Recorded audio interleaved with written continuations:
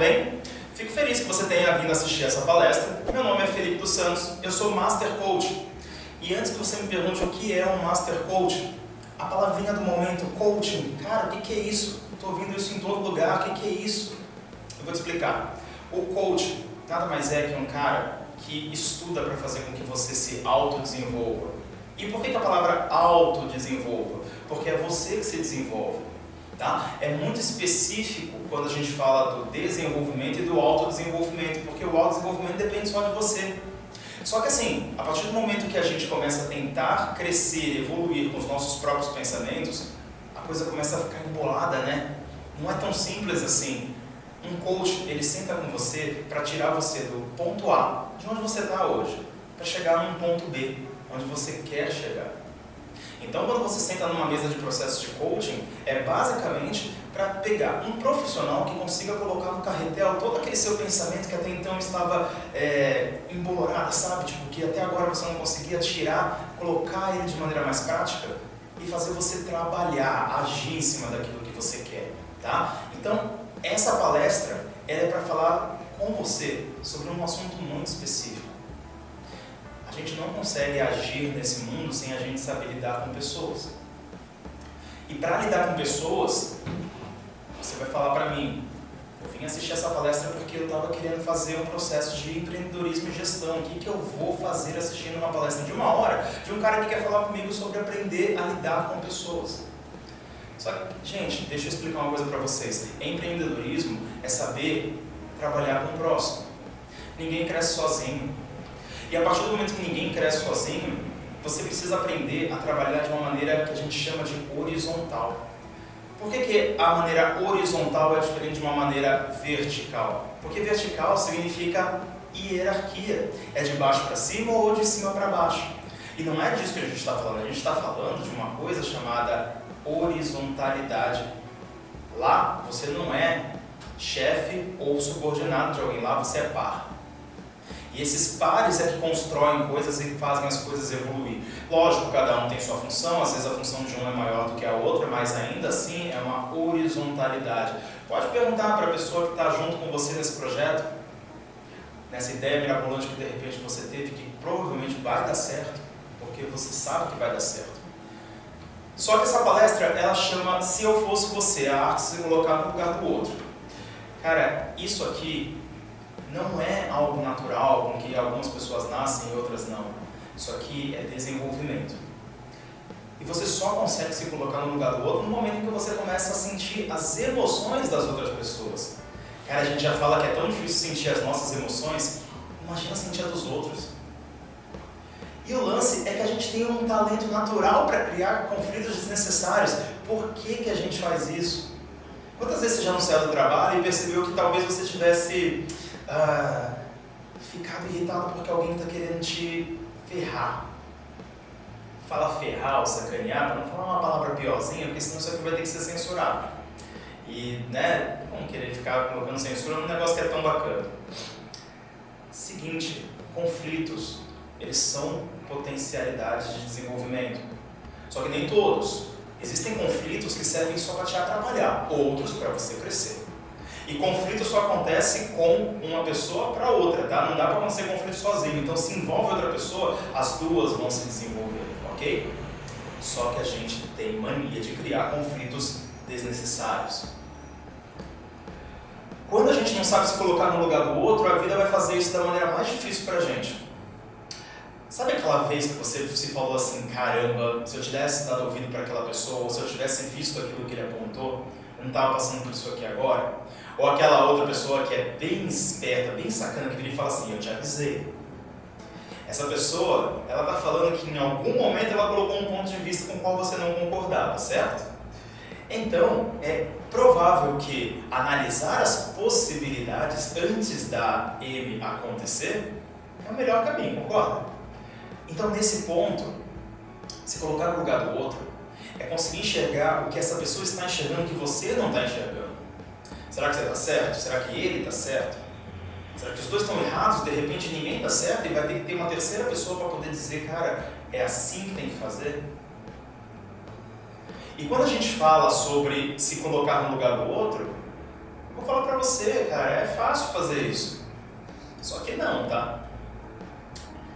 É algo que você vai precisar aprender e nessa palestra eu te garanto que você vai conseguir chegar até o final dela com habilidades para saber se colocar no lugar do outro.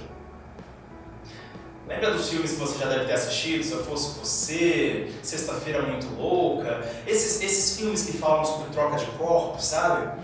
Nada mais é do que uma tentativa de mostrar que quando as pessoas conseguem enxergar ao lado do outro, a coisa volta ao normal. Já viu isso? Tony Ramos, Glória Pires, eles brigam muito, experimentam a troca de corpos e só trocam de novo quando um aprende a entender e respeitar o outro. Cara, não precisa acontecer uma força da natureza para você fazer isso. Mas eu vou mostrar aqui para você como é fácil. Não tão fácil, mas eu vou mostrar. Comportamento é a base fundamental para relacionamento humano. Tá? A partir do momento que você se comporta, a outra pessoa se comporta, eu ajo, a outra pessoa reage. A outra pessoa age e eu reajo. Isso tudo forma um comportamento, é algo que você faz em relação a alguma coisa. Alguma pessoa, algum objeto, alguma situação. Tá? Então, comportamento vem do latim comportare. Por que comportare? Você divide essa palavra em dois e você tem com e portare. Com tá fácil, juntos. Né? Portare, levar para algum lugar.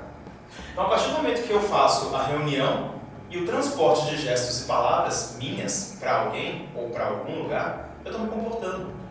Então pensa comigo, você está no trânsito está engarrafado.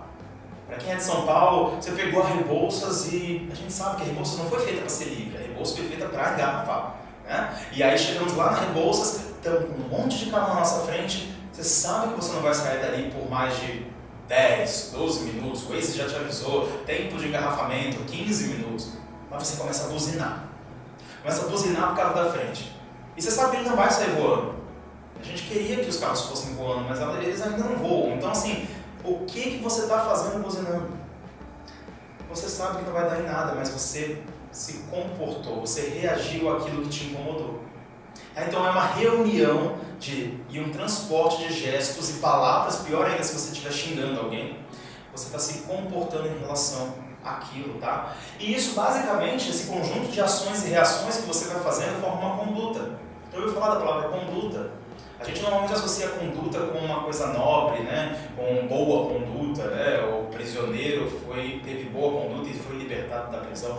A conduta, na verdade, é só uma forma de você reunir ação e reação e criar uma série de comportamentos. Isso define uma conduta. Sempre há uma intenção positiva numa conduta. Lembra quando eu falei para você sobre a gente achar que uma pessoa quis sacanear a gente? Será que realmente aquela pessoa se importou tanto com a gente a ponto de perder o tempo dela para fazer algo de mal para a gente? Lógico, tem pessoas aí que são super destrutivas, eu entendo isso. Tem gente que nasceu realmente para fazer o mal. Mas vamos considerar que uma empresa, por exemplo, ou uma startup não vai juntar pessoas destrutivas e autodestrutivas para fazer um projeto sair do papel. Vamos pensar desse jeito. Vamos entender então que de repente aquelas pessoas que estão ali, elas se entendem no um ponto em comum, que é o resultado daquele projeto. Só que ela não pensa como você. Será que ela está perdendo o tempo dela, se importando tanto com você, que ela está mais preocupada em te sacanear do que com o resultado final? Então você concorda comigo que tem uma intenção positiva naquilo que ela está fazendo? Se a gente for para um universo um pouco mais pesado, tá? Vamos colocar da seguinte forma. Eu acho completamente bizarro e errado o que um estuprador faz. Eu acredito que você também acha, a nossa legislação acha, todo mundo acha muito errado o que um estuprador faz. Mas no momento em que ele faz, você acredita que ele está fazendo por uma causa negativa ou por uma causa positiva? Eu te falo, é positivo para ele. Porque nesse momento ele está querendo saciar o quê? O prazer. Saciar a vontade, o desejo sexual dele. Você concorda que para ele esse negócio é positivo? Existe sempre uma intenção positiva por trás de alguma coisa, tá? No momento em que uma pessoa joga uma criança pela janela para poder, de repente, se safar de um crime, a intenção positiva disso é se safar de um crime, por mais que tenha dado errado. E saindo desse universo meio maquiavélico, tá? Vamos deixar o maquiavélico para lá. Todo mundo, quando faz alguma coisa, tem uma intenção positiva por trás. Então aquela pessoa dificilmente está tentando te ferrar, está tentando te sacanear. Aquela pessoa provavelmente está tentando fazer algo que para ela é benéfico e também provavelmente para algo maior. Às vezes só para ela, mas às vezes para algo maior. Tá? Gente, pelo amor de Deus, eu não estou dizendo que é para a partir de agora as pessoas jogarem crianças pela janela ou fazerem algo pior. Eu estou dizendo que, embora isso seja muito errado, em algum momento houve uma intenção positiva por trás disso. Então pega essa proporção muito grande e traz de maneira menor para o seu dia a dia. Começa a tentar enxergar nas pessoas o que tem de intenção positiva por trás daquilo. Mas você tem que ser rápido, tá? Porque as coisas acontecem de maneira muito rápida e isso precisa ser um instalo na sua cabeça. Tá? Eu vou apresentar para vocês 4 tias. São 4 senhorinhas que eu acho muito simpáticas, muito bacanas, muito legais, que elas andam no nosso dia a dia de maneira que a gente às vezes nem percebe. Algumas delas têm características muito específicas. Eu vou apresentar para vocês agora a primeira de todas, que é uma moça chamada antipatia. Eu ouvi falar dessa palavra, antipatia? Vamos voltar para aquele exemplo lá do trânsito. Dessa vez eu vou tirar da Rebouças e vou levar para o Rio de Janeiro, na Avenida Brasil. Vamos colocar que nós estamos num trânsito muito pesado e um motoqueiro desviou, escorregou e caiu no chão. Tá lá, pelado no chão, moto para um lado, perna para o outro, né? O cara tá torto ali no chão e as pessoas estão indo para o seu trabalho. Tá trânsito, elas estão preocupadas, elas vão se atrasar. E nesse momento passa aquele carro, até um pouco mais rápido, da antipatia. Sabe quem é a antipatia? A antipatia é aquela pessoa que vai olhar para o motoqueiro ali e vai olhar e falar assim, ah lá, tinha que ser motoqueiro. Tinha que ser o sem noção, que provavelmente saiu costurando por aí, não entendeu, aí ó, agora está criando mais caos e eu vou me atrasar para o trabalho. A antipatia, ela é egoísta, ela é egocêntrica, ela faz a coisa acontecer sempre a favor dela. E dane-se quem estiver na lateral, quem estiver à frente, quem estiver atrás. A antipatia, ela é uma senhora que está passando por ali agora, ela não está nem aí, o que está acontecendo ao redor dela, ela precisa ir. Atrás dela está passando uma outra senhora, um carro até um pouco mais modesto e tudo mais, ela passa ali. Essa moça é a apatia. A apatia, diferente da antipatia, ela também não está muito interessada ali no que está acontecendo. Só que ela parou, viu o motoqueiro, deve ter pensado na hora, ai, deve ter doído isso daí, e foi embora. Essa pessoa, ela teve o trabalho de perceber o que aconteceu, mas ela foi indiferente. Indiferente quando a antipatia não foi sequer, não fez disso sequer a consciência dela. Ela não prestou atenção, só que a apatia prestou. Só que ela é indiferente, ela é inerte àquela situação, ela pega e ela vai embora. Aí, gente, depois da apatia, tá indo uma senhorinha atrás, um carro bem mais humilde, bem mais modestinho e tal, e ela passa, ela vê aquela situação e ela fala, oh meu Deus, ó tadinho, tá lá ali, ó, caído no chão, oh meu Deus, tomara que alguém ajude ele, né? Essa moça, ela é a simpatia, tá? A simpatia olhou para aquilo, teve consideração pelo que aconteceu. Ela foi até fofa, né? Ela, poxa vida, olha lá, tá caído, tomara que alguém ajude. Só que sabe uma coisa que a simpatia é que quase ninguém percebe? Ela é distante.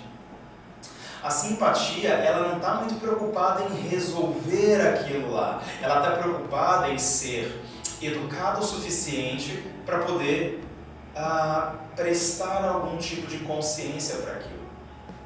Sabe quando a nossa mãe fala pra gente, quando a gente é pequeno, que ela fala, filho, você precisa falar oi para as pessoas quando chega na escolinha. E outra, não pega o brinquedo do menino. Você está lidando com outras crianças, você tem que saber ser legal com elas. Ela está ensinando você a ser simpático. Só que ao mesmo tempo ela não está ensinando você que você precisa não roubar o brinquedo do amiguinho, mas pegar o seu e deixar o seu amiguinho brincar com o seu. Ela não está dizendo que você precisa pegar na mão de uma outra criança e ajudar ela até o momento em que ela precisar. Não, ela só está dizendo como você vai ser bem educado. Isso é ser simpático. Ser simpático não significa que você vai fazer alguma coisa a respeito daquilo, entende? A simpatia ela é distante. Ela é bem educada. Só que aí vem uma outra moça aqui, ó, lá atrás. A gente quase não vê essa moça passar, mas nesse dia ela passou. Ela é empatia. Já ouviu falar nessa palavra? A empatia, na hora que vê o motoqueiro caído ali no chão, a primeira coisa que ela faz é procurar um passeio, um desvio, onde ela possa parar o carro e ela fala, Jesus amado, o que aconteceu? Ela vê o motoqueiro caído ali e ela fala, peraí. E o trânsito começa até a piorar porque ela parou num lugar onde não podia parar. Mas ela saiu correndo, ela chegou no motoqueiro e falou assim, tá tudo bem com você, amigo? E ele tá lá grunhindo e ele fala, tá doendo, tá doendo. Ela fala, não, calma, pega o celular dela, liga pro SAMU, chama, ó, já tem gente vindo aí, tá? Ele vai te ajudar, tal, não sei o quê. Ó, fica tranquilo, segura forte e tudo mais, já tem gente aí. Cara, a empatia, ela tem consciência do que está acontecendo. E ela se identifica, porque ela pensa o seguinte, imagina se fosse eu ali caído, o que eu ia querer que alguém fizesse por mim? E aí você para e se vê no lugar daquela pessoa. E você adoraria que alguém chamasse uma ambulância para você. Lógico, a gente não está falando que a partir de agora, qualquer motoqueiro que cair na Rebouça, na Avenida Brasil, na Sumaré, que você vai precisar parar e resolver e pegar na mão dele e levar esse cara, não. Essa moça, ela simplesmente fez algo que ninguém até agora fez, que era avisar uma autoridade que aquela pessoa precisava de ajuda. Você concorda comigo que se essa pessoa não tivesse feito isso, em nenhum momento ia chegar ajuda, ou talvez chegasse tarde demais? Ninguém está falando para ela pegar ele no colo, levar, etc. Não, mas ela foi empática o suficiente para ver a situação da pessoa que estava ali. E aí a gente fala dessa palavra, que é a palavrinha mágica desta palestra. A empatia. Se a gente estivesse hoje assistindo aquele jornal, sabe aquele jornal que passa toda sexta-feira naquele canal famoso, naquele maior canal lá? Aquele moço lá que no final da sexta-feira vira e fala assim, empatia, o que é, o que come, onde vive isso? A pergunta que a maioria das pessoas me fazem quando eu falo sobre empatia. Porque as pessoas acham que só existe a simpatia, né? Ninguém pensa que a empatia é uma prima distante ali. Porque são duas coisas completamente diferentes. Sabe quando você está no shopping, e aí no shopping você acabou de pegar a sua bandeja, você ficou um tempão lá naquela fila lá daquele balcão, eles deram para você o tagzinho, o negócio começou a vibrar, você finalmente pegou a sua bandeja, agora você vai procurar um lugar para sentar, e aí você finalmente acha ali, começa a andar até o lugar quando você chega dentro do crachá de uma pessoa. Sabe, já teve nessa situação? Ou já fez isso? Colocou o crachá numa mesa? Nesse momento, cara, a gente entende que aquela pessoa que botou aquele crachá, ela não teve empatia nenhuma pela pessoa que está vindo com uma bandejinha pesada, tentando achar um lugar para colocar a bandeja e sentar. Porque é fácil, né? A gente tem o crachá ali em cima, então a gente reservou aquela mesa pra gente. Só que as pessoas não sabem que é proibido fazer isso em qualquer shopping, né? É que não tem fiscalização, mas é proibido. E aí você olha e fala, cara, não posso sentar aqui, pega e vai andando procurando outro lugar. Eu já vi gente de idade fazendo isso, tendo que andar com a bandeja pesada procurando algum lugar para sentar porque só encontrava crachás. Quando a gente está na fila de um supermercado e a gente olha e fala assim, ah, legal, aqui não tem esse negócio de acesso atendimento preferencial. E aí você vê atrás de você uma moça que parece grávida e você não deixa ela passar porque, querendo ou não tem nenhum atendimento preferencial, eu não tenho obrigação de deixar ela passar. Nesse momento eu não estou me colocando no lugar daquela pessoa que provavelmente pode estar sentindo dor, pode estar sentindo um peso. Eu não estou me colocando no lugar de uma grávida que pode ter uma série de complicações que eu não estou sabendo, mas que ainda assim está vivendo a vida dela, porque gravidez não é doença, né? Então ela está ali. Só que eu poderia ter sido empático o suficiente de colocar e falar assim, não, pode passar. Né?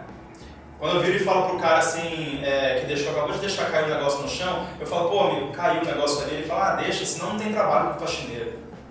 Já ouviram essa também? Aí a resposta normalmente quando alguém fala, então você podia morrer, né? Porque pelo menos não deixa de ter trabalho pro coveiro. Adoro essa resposta, quando alguém dá essa resposta, eu dou risada. Ali a gente também está deixando de ser empático. Porque não é porque não está sujo o lugar que o faxineiro não tem o que fazer, ele tem muita coisa para fazer, às vezes mais do que você e eu. Mas, ainda assim, a gente não está sendo empático. Não estou falando que vocês todos fazem isso, só estou colocando um exemplo para vocês entenderem que nesses momentos falta a palavrinha empatia.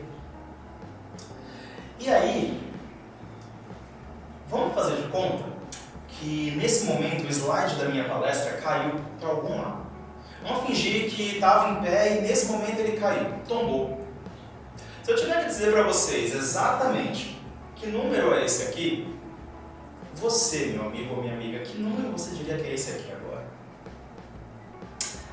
Eu imagino que você possa ter dito 9, eu imagino que você possa ter dito 6. A verdade é que se eu te perguntar quem é que estaria certo, você saberia responder? Você acha que quem disser que é 6 está certo? Quem disser que é 9?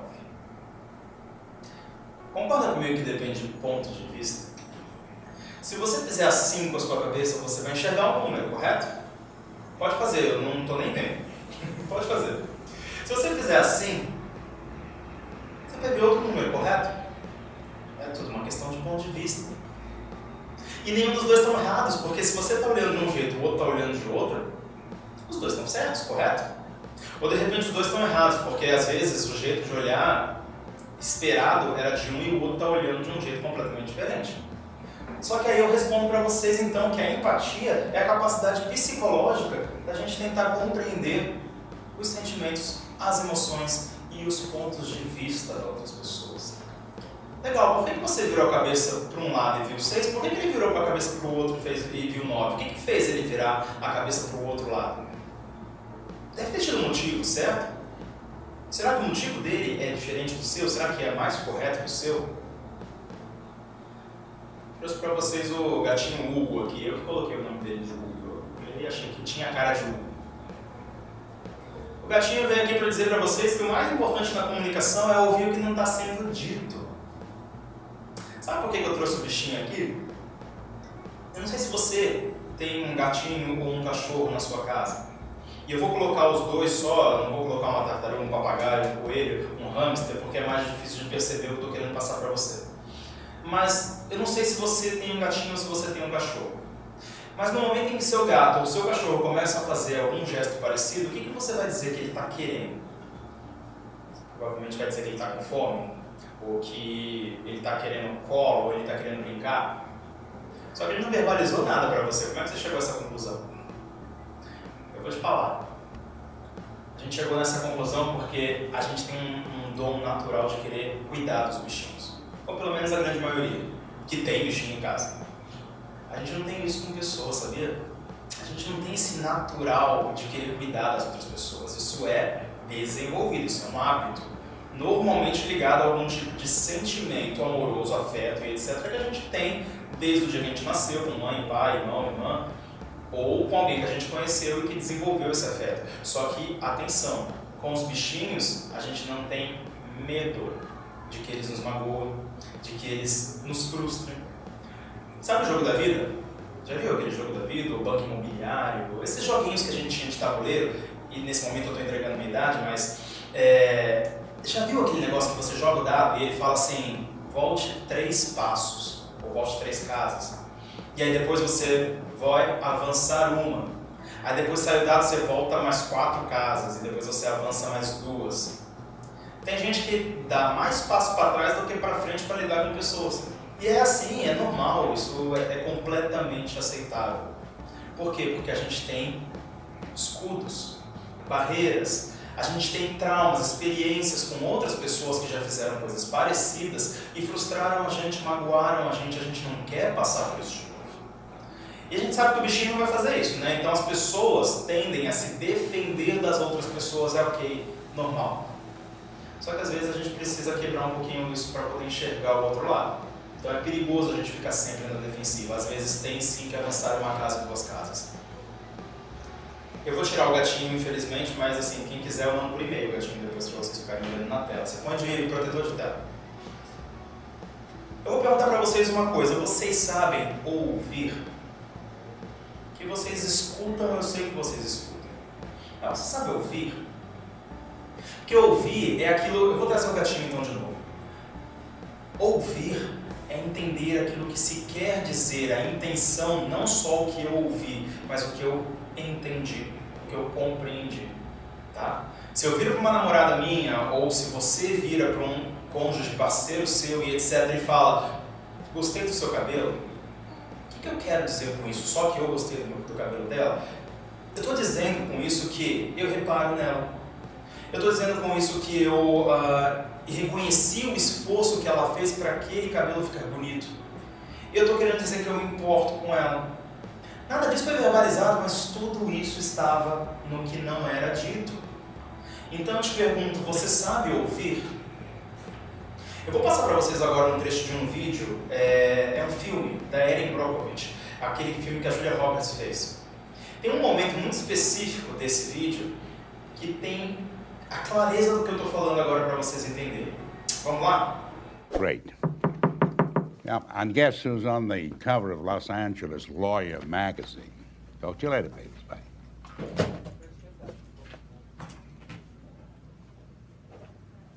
Thank you.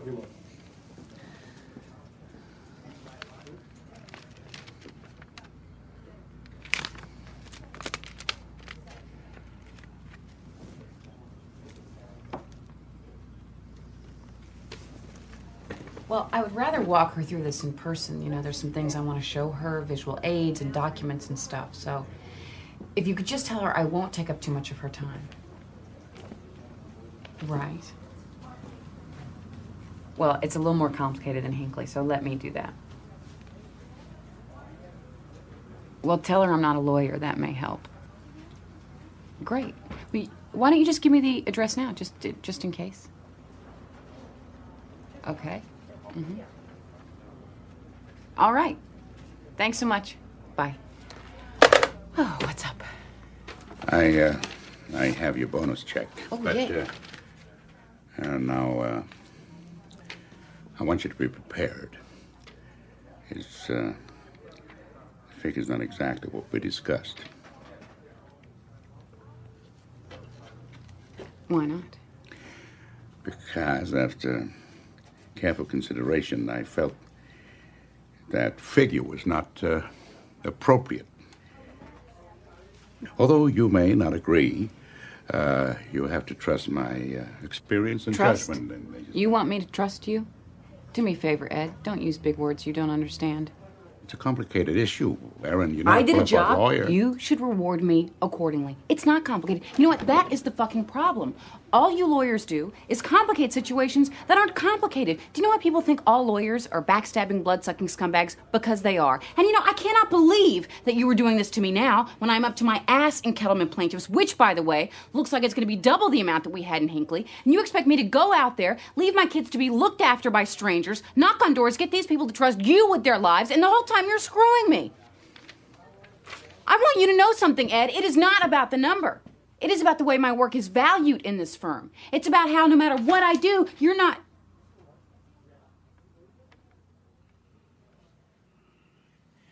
As I was saying, I decided that the figure you proposed was inappropriate, so I increased it.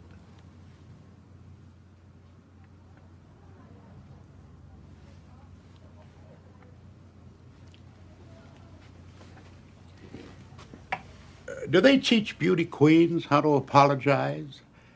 Because you suck at it.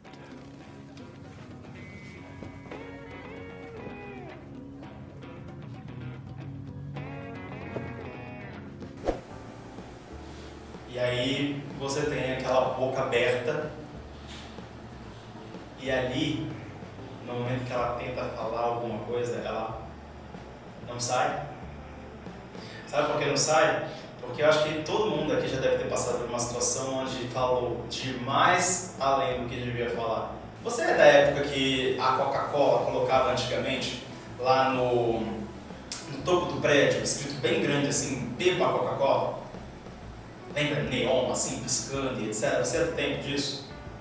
Bom, se você não é do tempo disso, saiba que em algum momento isso aconteceu. Ficava bem grande lá, piscando e etc. Você via lá da janela da sua casa. Naquele momento, ela estava falando o seguinte: consuma meu produto. Sabe quando o McDonald's colocou o comercial na década de 90, eu acho, e falava 2 hambúrgueres, alface, queijo, molho especial, cebola e picles no pão com gergelim, é Big Mac.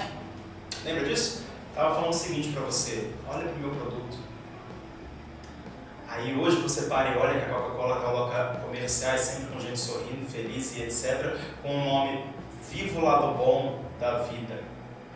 E o McDonald's coloca a gente feliz, comendo e socializando, escrito "Eu amo muito tudo isso". O que mudou? Mudou que nesse momento as grandes marcas entenderam que os clientes precisam se sentir abraçados hoje. Eles não querem mais saber se o seu produto é bom, ou querem, mas não é só isso. Eles querem ser abraçados. Eles querem saber que a consequência de se envolver com o seu produto, com o seu serviço, vai trazer só benefícios para ele. E aí a gente fala, cara, a marca precisa saber se colocar no lugar do cliente. Porque a empatia é quando a minha história se confunde com a sua. A minha história, empresa, sua startup, seu negócio, sua ideia. Ela tem que se confundir com a história do teu cliente, essa pessoa que vai fazer acontecer o teu negócio. E principalmente com a pessoa do seu lado que vai te ajudar a fazer isso acontecer. Se em nenhum momento a sua história se confundir com a da pessoa do seu lado, desculpa, não vai se confundir com a história do seu cliente. Na teoria, a empatia é sobre o outro, mas na prática é tão difícil sair do nosso papel de eu, que acaba sendo sobre as duas pessoas. Então vamos pensar da seguinte maneira, estamos falando de empreendedorismo, correto? Então vamos pensar da seguinte maneira, a gente tem 2 pessoas que são sócias e vão fazer um negócio acontecer. Tem outras pessoas envolvidas e tal, mas 2 pessoas principais. Eu dei o nome deles de Alice e de Bob. Tá? Então a gente tem a Alice, nós temos o Bob. Vamos criar aqui um panorama do que precisa acontecer para que essa empatia surja. Está vendo essa palavrinha linguagem aqui? Essa palavrinha, ela quer dizer comunicação. Concorda? Só que eu não estou falando de comunicação, linguagem, de gramática, de português, de inglês. Eu não estou falando sobre a habilidade de saber colocar uma crase no lugar certo ou de não confundir mais com mas. Eu estou falando sobre saber falar a língua da outra pessoa. Aquela pessoa tem um jeito dela de se comunicar. Se você souber dominar o jeito dela de se comunicar e se comunicar daquele jeito, eu te garanto, o jeito que essa pessoa vai receber a comunicação que você trouxe vai ser muito mais eficiente. Então a gente vai precisar ter toda hora que ficar atuando com pessoas diferentes? Não, não é isso. Mas da maneira que você fala com a sua mãe hoje, da maneira como você fala com o seu chefe, da maneira como você fala com o seu parceiro, eu te garanto que são 3 formas diferentes de falar. Se você já fala diferente com essas pessoas, por que você acha que você vai atuar? Por que você não pode falar dessa forma com a pessoa que está do seu lado trabalhando? Porque para falar com o seu cliente, você vai ter que falar da forma dele. E isso vai ser primordial para o seu negócio dar certo. Feita uma linguagem perfeita entre os lados, você desenvolve uma relação. E não é uma relação amorosa, gente. Não é sobre isso a palestra. Pode ser que até traga uma palestra um dia sobre relações amorosas, não é o caso. Linguagem forma uma relação profissional, pessoal. Uma relação que depois cria-se uma confiança. Essa palavrinha aqui ela é quase tão forte como a empatia. Porque sem confiança, a empatia não acontece. Se eu tenho uma linguagem redonda, que criou uma relação redondinha, perfeita, desenvolveu uma confiança entre as partes. Concorda que é muito mais fácil de eu chegar no meu propósito? E o propósito aqui pode ser só seu, pode ser o do outro, pode ser o da empresa, do negócio. Eu tenho a forma de falar, eu tenho uma relação, criou uma confiança, ambos atingimos o propósito. Vamos colocar da seguinte maneira. A Alice vai precisar do Bob para trabalhar. Isso a gente já entendeu. Assim como o Bob precisa da Alice, etc. A Alice já colocou na cabeça dela que ela vai precisar de confiança do Bob e vice-versa para poder atingir aquele propósito. E Se por acaso essa confiança não for atingida, concorda comigo que nem a Alice nem o Bob ganham? Porque a Alice não conseguiu a parceria, o Bob não teve o respaldo, ninguém ganha. Mas se por acaso existe a parceria com o Bob, a confiança com o Bob tem uma escolha. Ele pode ignorar essa confiança e se aproveitar do fato de que a Alice confia nele para ganho próprio, e aí nesse ponto só o Bob ganha e a Alice não. Ou o Bob pode colaborar com essa confiança, trabalhar junto com a Alice e os dois ganham. Bob ganha, Alice ganha. Tá? Então, esse fluxograma ele conta basicamente como é que se faz para a confiança trazer você para o seu propósito, mais perto de onde vocês querem chegar. Desculpa, eu sei que você pode até dizer que eu não me dou com o meu sócio, mas ele é diferente de mim e eu preciso das habilidades dele para complementar as minhas e a gente chegar lá na nossa meta, no nosso propósito. Eu sei que isso pode acontecer. Mas, cara, de verdade, eficiência e eficácia, de verdade, você vai ter se ambos confiarem um no outro. O patamar que você atinge é muito maior. De novo, ninguém cresce sozinho. A gente vai até um certo degrau, depois a gente precisa de alguém para dar a mão. Tá? Blá, blá, blá, blá, blá. Você falou um monte de coisa, você disse teorias, você falou com slides coloridos, trouxe o gatinho Hugo pra gente entender, até a Julia Roberts apareceu. Mas, cara, como é que faz isso? Como é que essa empatia funciona? É simples. A partir desse momento da palestra eu vou ensinar você exatamente o que precisa ser feito. E aí eu vou apresentar você para uma coisinha muito específica. Eu não sei se nas outras palestras vocês já ouviram isso, mas nós temos uma coisa chamada inteligência emocional, que é a chave para a criação de uma empatia, é a chave para o sucesso profissional. Inteligência emocional, gente, não é você ser culto. Não é você ser fofo, não é você ser queridinho, ou não é você chorar, ser emotivo e etc. Inteligência emocional é você entender contextos. Lembra a Julia Roberts? Ela não conseguiu dar tempo de entender o contexto que o advogado dela, o chefe dela, estava falando. Inteligência emocional é lidar com as diferenças. E aí, naquele momento, ela jogou a diferença de forma agressiva para eles. Vocês, advogados, sabe qual o problema de vocês? Ela não soube lidar com as diferenças.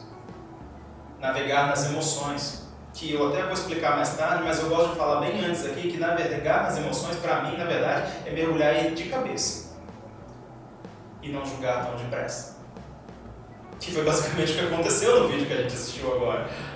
O julgamento aconteceu depressa demais.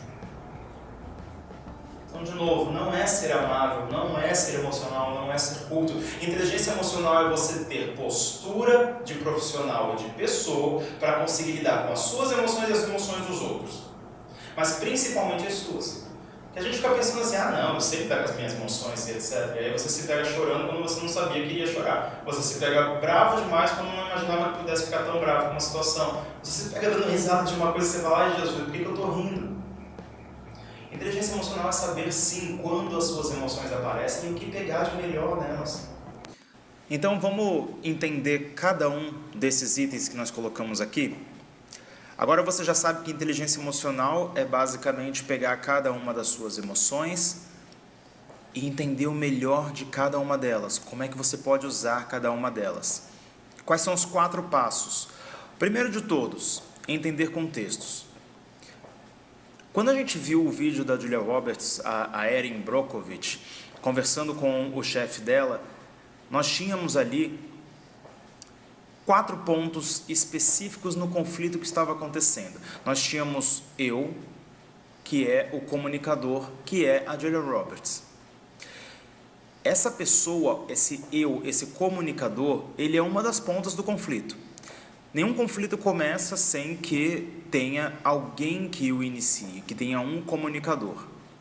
Do outro lado, nós temos o outro. O outro é a outra ponta do conflito. E aí, essa pessoa é quem normalmente recebe o diálogo, o monólogo, ou como aquela pessoa estiver trazendo aquele conflito. Esse outro, no caso, era o advogado, era o chefe da Julia Roberts. Quem são os observadores? Os observadores são as pessoas que estão ao redor. Não sei se vocês repararam, em algum momento tem uma porta com algumas pessoas lá fora. Elas provavelmente estão escutando tudo que está sendo dito nessa conversa, nessa, aspas, briga, né? Então, esses observadores, eles estão presentes nesse conflito. E temos o sistema, que é basicamente o todo, a empresa, o que representa a mim, o outro, os observadores. Então, vamos pensar em 4 perguntinhas. Como é que você percebe o outro? Se você é o comunicador, se o conflito começou em você, e notem no gráfico que o conflito começa no comunicador e vai até o sistema. Como é que você percebe o outro? Antes de você começar a, vamos dizer, agredir o outro num conflito, como é que você percebe? Aí a pergunta mais difícil de todas, no lugar dele, como é que você vê ele? Porque não é tão simples assim.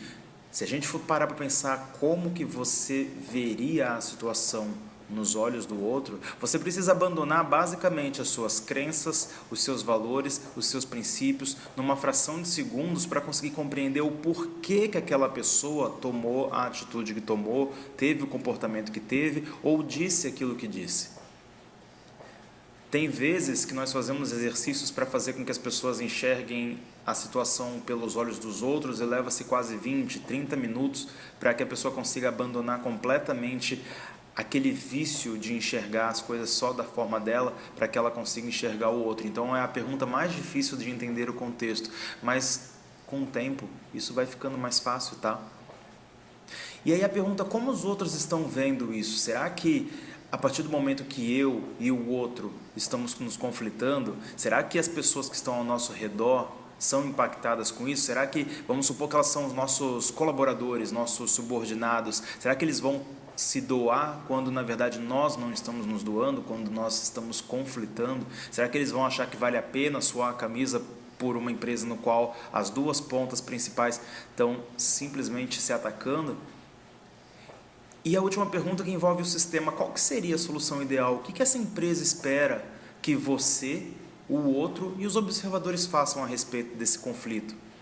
Qual que seria a solução ideal? É a sua? É a que você propôs? É a que o outro propôs? Será que os dois não estão errados? Será que os dois são realmente certos? Qual que seria a solução ideal? Às vezes, a empresa demanda uma solução que não é nem a que você quer, nem a que o outro quer. E pronto, conflito resolvido. E aí, nós passamos para um próximo tópico, que é lidar com as diferenças. Vamos assistir aqui rapidinho um comercial que o pessoal da Skoll fez, o pessoal da agência FNASCA fez para a Skoll, e vamos tentar entender um pouquinho sobre essa questão de lidar com diferenças. Você só tem amigo que pensa igual a você? A gente pensa igualzinho. Só conversa com quem tem opinião igual a sua? A gente pode discordar um pouquinho? Que tal dar chance pro desconhecido? Pro novo? Pode ser legal navegar num mar de ideias novas. Opinião diferente não é melhor nem pior que a sua. Não concorda? Eu concordo. Concordo. Eu discordo. Tudo bem também. Skoll, redonda, sair do seu quadrado. Se beber, não dirija. O que você precisa e quer da outra pessoa? Você percebe quando o pessoal da escola traz a questão, você tem certeza que quer pensar todo mundo igual? A tudo, a você o tempo todo? Você concorda comigo que se todo mundo pensasse igual o tempo todo, tipo, a gente não teria tido evolução, a gente não teria tido mudanças na nossa vida, tudo seria igual até hoje? A gente não teria, por exemplo, pessoas como Steve Jobs, que foi um grande rebelde, e por ser rebelde o tempo todo, quem lê o livro ou viu o filme sabe, não teria conseguido construir hoje o que é uma das marcas mais pesadas da nossa atualidade, né? Nós temos pessoas hoje que são ícones de rebeldia, mas que construíram muita coisa. Não estou dizendo que todo mundo precisa ser rebelde, mas assim, pensar diferente é margem para debate, é margem para argumentação, é margem para lapidação. E quando você lapida alguma coisa, você só tende a melhorar, né? Então, o que você precisa e quer da outra pessoa? Né? Às vezes você tem um negócio junto com ela é teu sócio, ou ele é teu sócio, e você precisa que aquela pessoa, as habilidades daquela pessoa complementem as suas. Você precisa que aquela pessoa te ajude a chegar num ponto específico, que é o sucesso. Pensando igual a ele o tempo todo, será que vai dar certo isso? Quem é que vai puxar o outro quando o outro não estiver percebendo aonde está indo? Qual a intenção positiva por trás das ações, do comportamento daquela pessoa? Lembra que a gente falou de intenções positivas? No momento em que ele pensa diferente de você, o que ele está tentando bater com isso? Será que de repente tem coisas ali importantes para serem ouvidas, para serem ponderadas? Você vai deixar chegar tarde demais para descobrir que aquilo que ele pensava talvez fosse o caminho correto? E aí? Será que você tem certeza suficiente para validar que o que você está pensando é certo? Será que ouvir a outra pessoa não vai te dar talvez ainda mais certeza de que você está no caminho certo? Às vezes ouvir o lado errado mostra pra gente que a gente tem mais certeza mesmo do que está fazendo. Né? Navegar nas emoções. Lembra que eu falei para vocês sobre mergulhar de cabeça? Porque mergulhar de cabeça, navegar nas emoções, aliás, para mim parece até música do Lulu Santos. Porque assim, mergulhar de cabeça nas emoções do outro não é negativo, pelo contrário. Eu estou tentando saber o porquê raios ele está se comportando daquela maneira. Eu vou conseguir experimentar os mesmos sentimentos que ele. Só que navegar nas emoções não é só na dele, é na nossa também. Quantas vezes a gente já não ignorou que a gente está muito irritado e ao invés de colocar isso para fora, a gente ficou guardando para dentro, isso foi me consumindo, eu não consegui nem dormir à noite. Ou isso de repente começou a dar algum tipo de dor no meu corpo e etc. Se você navega nas suas emoções, talvez você não deixe isso acontecer. Só que é legal, a gente sabe que navegar nas emoções talvez seja colocar a emoção para fora. Você sabe fazer uma exposição, por exemplo, de uma raiva, sem que isso de repente seja destrutivo? Existem formas e formas de você mostrar que está irritado e fazer disso algo construtivo. Aonde que essa emoção está tentando te levar? O que de repente você pode aproveitar dessa emoção para ali, resolver e achar uma solução para aquilo? Avaliar, aproveitar e transformar as emoções em um recurso estratégico é tudo o que você precisa. Cara, eu vou te falar uma coisa, ser empreendedor é ser estrategista. A menos que você receba dentro do grupo, da equipe, uma função muito pequena, apenas para dar embasamento para a coisa, você provavelmente tem uma função estratégica. E não adianta querer dizer que eu sou profissional quando eu estou trabalhando, então eu não fico de mimimi, eu não trago emoções aqui para dentro, sim, você traz. Tá? Porque se a pessoa do seu lado falou um negócio que você não gostou e você ficou irritado, pronto, você já está com suas emoções dentro da sua rotina, do seu dia a dia. Como é que você vai lidar com ela? Como é que você vai transformar isso num recurso estratégico? Qual a melhor forma de aproveitar que você está irritado? O que você normalmente faz de melhor quando você está irritado? Aproveita, faz acontecer alguma coisa. Valoriza e aprecia as suas emoções e a do outro. Porque qualquer emoção, da raiva à alegria, da dor e da tristeza, todas essas emoções têm o seu valor. Sem emoções você não toma decisão. E eu te garanto que qualquer decisão que você tomou na sua vida até hoje, ou que você escolheu para tomar no seu café da manhã hoje, antes de assistir essa palestra, você usou suas emoções. De repente você hoje quis ovos mexidos porque você estava feliz e com disposição para ir no fogão e fazer. Por que não? Mas você usou suas emoções para tomar decisão, tá? Sentimentos fornecem visão e energia. Energia por quê? Porque no momento em que eu estou experimentando um sentimento, eu estou tendo energia suficiente no meu corpo para colocar ele para fora. Por isso que é tão ruim deixar ele lá dentro. Porque essa energia ela precisa ir para algum lugar. E normalmente ela vai para algum ponto do nosso corpo.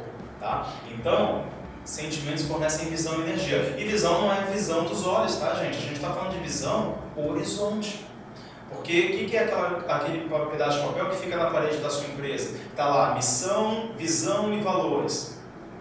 A visão, eu estou enxergando aonde eu quero chegar. A missão, eu estou mostrando o que eu vou fazer para chegar lá. E os valores, basicamente, é o que eu acredito que vai me fazer chegar lá. Então, visão é desde o que eu vou fazer hoje até o final do dia, até o que eu estou fazendo aqui agora, a longo prazo. Os sentimentos vão te levar lá. Como que essa sensação incômoda vai me tentar ajudar de alguma forma? Alavancagem. Usa como degrau, como muleta, um sentimento que talvez seja ignorado normalmente por você porque você acha que ele é negativo. Só que se uma pessoa te deixou irritada, cara, vai lá e faz alguma coisa a respeito disso. Usa essa irritação para chegar mais longe, tá?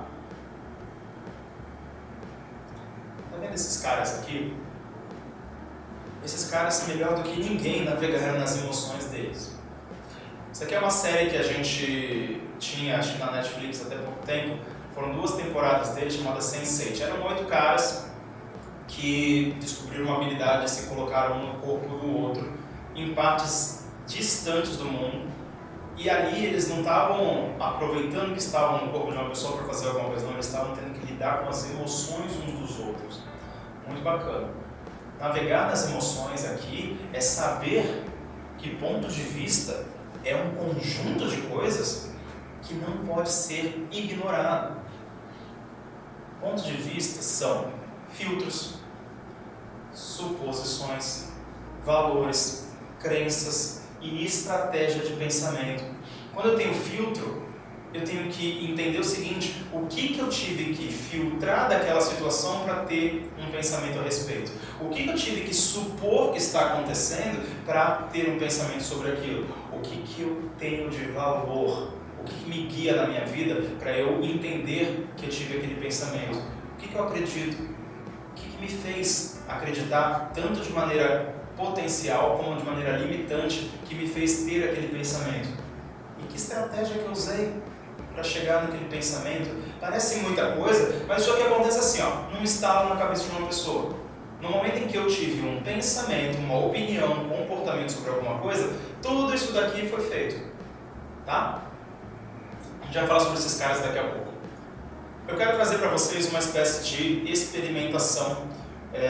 Normalmente nas minhas palestras eu tento colocar isso de maneira presencial, é mais eficaz, mas aqui para vocês eu vou tentar trazer de uma maneira um pouco mais interpretativa, tá bom?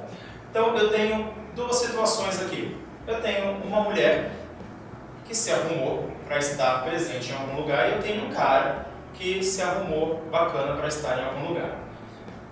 Todas as vezes que eu precisei colocar para a plateia das minhas palestras ou que eu coloquei na internet esta mesma imagem e eu fiz a pergunta específica: o que essa mulher, eu perguntei isso para um homem, o que essa mulher, o vestuário dela, a forma como ela está se apresentando diz a respeito dela?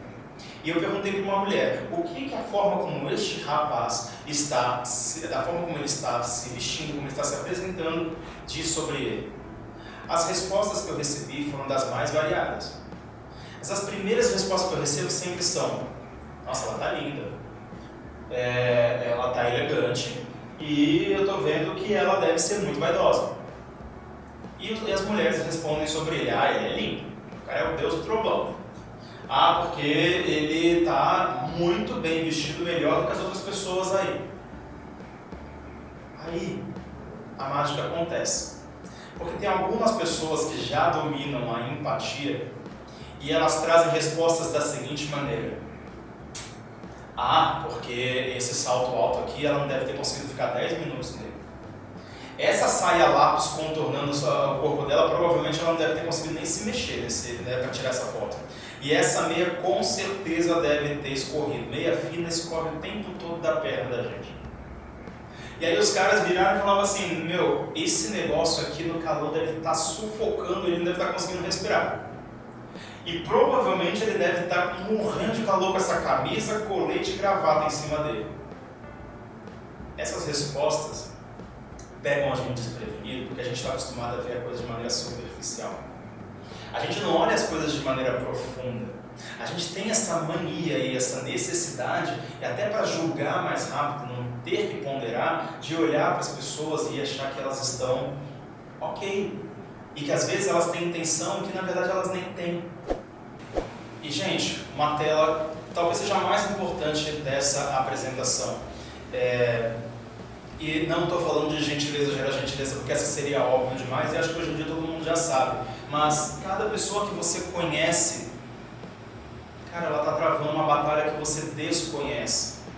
Você não faz ideia do que essa pessoa está passando na vida dela e às vezes ela nem está disposta a te contar. Mas cada pessoa que você conhece pode ter certeza que tem a batalha interior dela para travar, às vezes sozinha, tá? Então sempre leva isso em consideração. Ser profissional nem sempre é ser frio e insensível, ok? Então não inventa de que você não vai levar o seu pessoal para dentro do trabalho, que você deixa ele em casa, isso não existe. Ser profissional é se ater ao seu objetivo, só que sem abandonar a sua humanidade, ok? Vou trazer um exemplo disso para vocês. Vocês têm costume de ler comentário de Facebook, blog e etc? Porque esse é um dos exercícios mais incríveis para saber se colocar no lugar do outro. É claro que aí a gente ignora os haters, as pessoas anônimas que criam perfis falsos só para poder agredir os outros, ignora essas pessoas, porque elas existem, elas estão lá. Mas filtra e começa a ouvir a interpretação das outras pessoas a respeito daquilo que você leu. Porque quando você termina de ler alguma coisa, imediatamente você tem uma interpretação daquilo. Você gostou, não gostou, concordou, não concordou, descobriu ou já sabia. E aí vem uma outra pessoa e coloca um lado completamente diferente que você não sabia. Cara, esse é um dos melhores exercícios. E recentemente a CBS, no Facebook delas, colocou uma matéria na qual ela falava de um rapaz, se eu não me engano era em Roma, ele invadiu uma praça e atirou em um monte de gente. A sangue frio, atirou. E aí, dentro dessa matéria, começou-se conversas a respeito de que aquilo era um terrorismo ou se não era um terrorismo. A resposta da CBS em relação a que um cara falou, acho que Thales alguma coisa aqui falou, terrorismo não quer dizer que seja motivação religiosa, é óbvio que isso aí foi terrorismo. A CBS respondeu, terrorismo é uma palavra carregada de conotações, por isso a gente evita de usar. O terrorista para uns é o defensor da liberdade de outros, aí eles estão se colocando no lugar do cara. Né? O terrorista para outros é o vingador das injustiças contra os outros, e assim, não é que eles estão defendendo, mas eles estão enxergando a intenção positiva do terrorista. Não cabe à BBC julgar os motivos de quem executa ataques. Por mais cruéis e sangrentos que eles sejam, nos cabe noticiar. Então, voltando ao que a gente estava falando, eles não precisam abandonar a humanidade deles para fazer e se ater ao trabalho deles. A questão aqui é simplesmente fazer o seu trabalho. E o terrorista, todo mundo sabe que está errado, só que a gente também sabe que existe uma intenção positiva, a gente sabe que o que ele está fazendo, ele tem um motivo para aquilo. A gente só acaba julgando e está certo, no final das contas todo mundo acaba julgando o ataque. Mas por que ele está fazendo isso? Você já parou para entender?